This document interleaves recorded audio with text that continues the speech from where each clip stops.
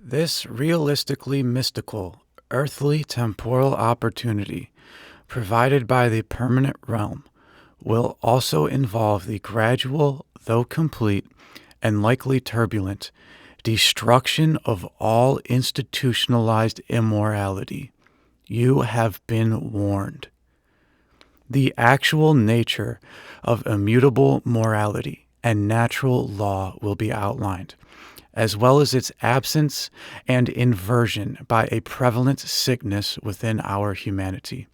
To start, all behavior is forever at the consequential, objective, non-personally specific constraint of the primal permanent realm condition.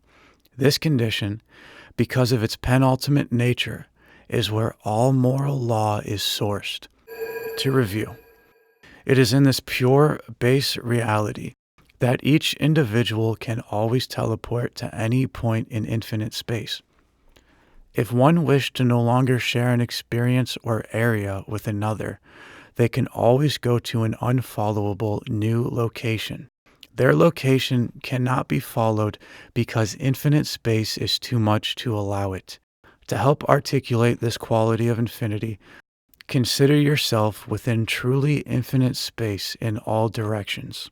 If you were to teleport as far away as you could imagine, there would always be further space to teleport to. In addition, you would have within that unending space the ability to go to an infinitely unreachable and unidentifiable location. This is a sort of nature-supplied personal encryption, as a respect for anyone's rightful private intentions. Within the permanent realm condition, one also cannot have their body violated or damaged. Consider the aforementioned impenetrable shield applied to biological form. Permanent defense is permanently stronger than permanent attack. All behavior, anyway, comes after thought, and the pure permanent realm guarantees, upon its return to, full truth reacquisition and awareness of future temporal negative and positive karma to yet live, established by behavior in past lives. In other words, no matter how wrong one has been in their temporal lives, they always return to sense. This can be an unexplainably just and long-term refamiliarization when needed. What you literally cannot do to another being in the pure, permanent realm gives birth to natural rights permeating through every entire temporal realm. It should be noted that reality forgives nescience, but does not forgive ignorance. A conscious understanding of morality that develops through the evolution of animals' sentience around the time of transition into the personal form is required in order to be at the whims of natural law's consequences. Animal nescience, such as a rabbit understandably not knowing a yard is another person's property, is not punished by nature. There are many levels of nescience through the hundreds of millions of years of animal development leading up to the personal form. The current forgivable nescience by nature on humanity's modern earth will be focused on.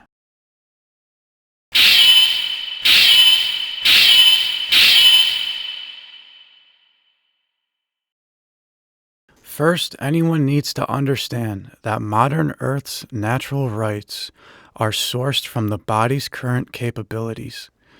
Anything you produce, acquire, or trade for with your body without taking what another being produced, acquired, or traded for with their body is rightfully yours and cannot be taken away under natural law without long-term inevitable consequence upon that violator. Every unit of currency you make with your labor, every unstolen object in your possession, every square inch of property you traded or paid for is rightfully yours only, and no one else's, because you yourself are the only one who owns your body, and your body is what was used to gain such.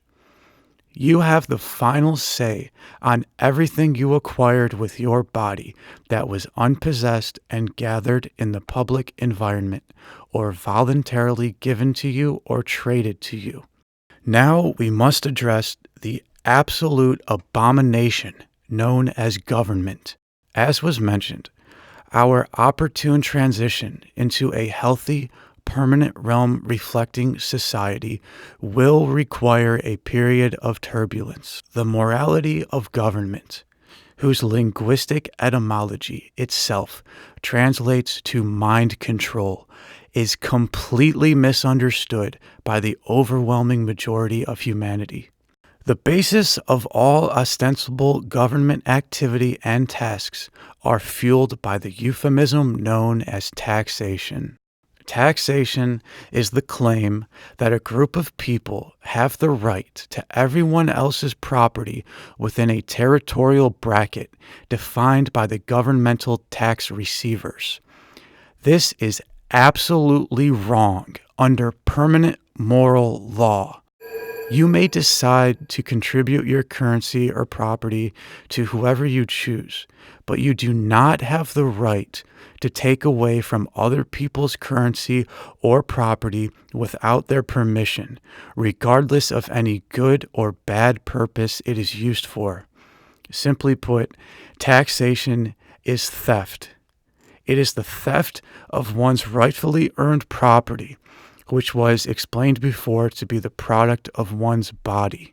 If you do not pay tribute to your government, they will kidnap you at gunpoint and put your body into a cage.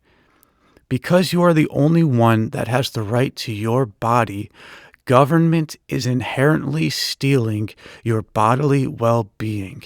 There is a word for being forced to do with one's body what another wishes, and having one's labor stolen within a condition of duress.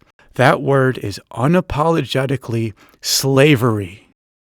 Every single receiving agent, officer, and politician of taxation is complicitly participating in human slavery. Natural law and karmic consequence, as it permanently does, will inevitably and already has for voluntarily government participating individuals set in stone negative long-term consequence for their future temporal incarnations. Government is slavery, and taxation is the least of its offenses to natural law.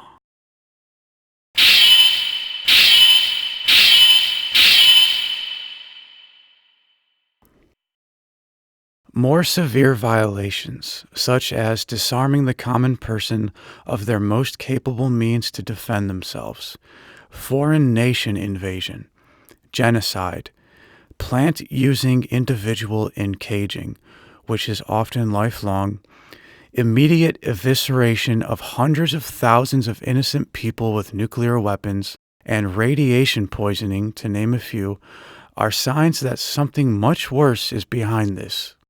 Please remember the fact that thought comes before action, and mind decides for the body. These material actions of unexplainably horrific violations of the sacredness of the individual man, woman, and child are the direct result of ideological institutions and systems altering the thoughts and minds of humanity. This, of course, is religion. The world's cultural religions, at their beginning of existence, while keeping in mind permanence's behavioral consequence system, in contrast, never began but has always existed, intended to mislead and manipulate their believing victims. Through the use of fabricated history, weaponized ancient knowledge of the psychology of the human, and a nefariously intelligent use of symbology, psychopaths have spellbound the majority of humanity into believing they are secondary to an external God and that other people create nature's rules. This opens the way for religion's extended arm known as government to rape, kill, torture, and humiliate innocent people.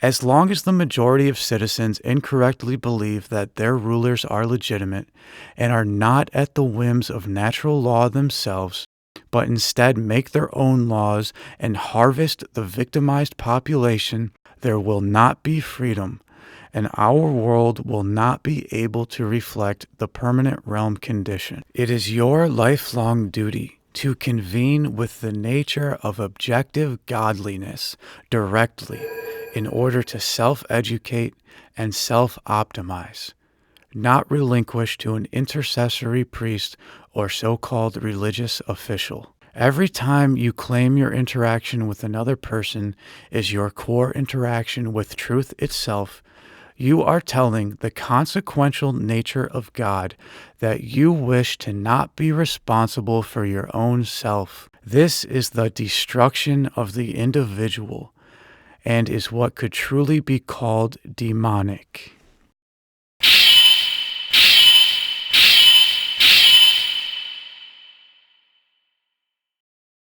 Moreover, religion attempts to relinquish one's personal responsibility to a presented Messiah or external Savior.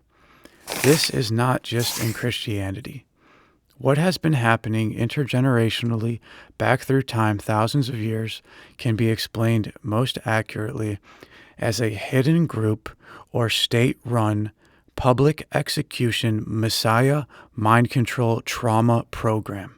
These horrific stories and their following long-term, mindful disgracing of their victims through worship of their violent death ritual allows the hidden group or government behind them to become your true involuntary gods. It subconsciously places in followers' minds the acceptance of the state being able to murder God on high, and paves the way for perceived legitimacy of rulership and mass theft. The similarities of these stories suggest a single lineage or generational cult behind it. This human cult's ancestors, secretly passing down methodologies and techniques to its progeny for manipulating your mind, are a major reason for Earth's current condition being the way it is.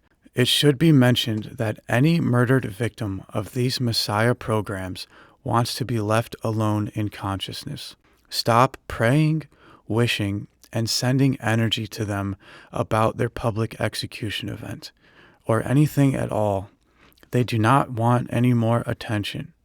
We are particularly challenged and will be undoing tremendous amounts of wrongdoing and psychological warfare for years to come after the permanent realm ability protocol breakthrough.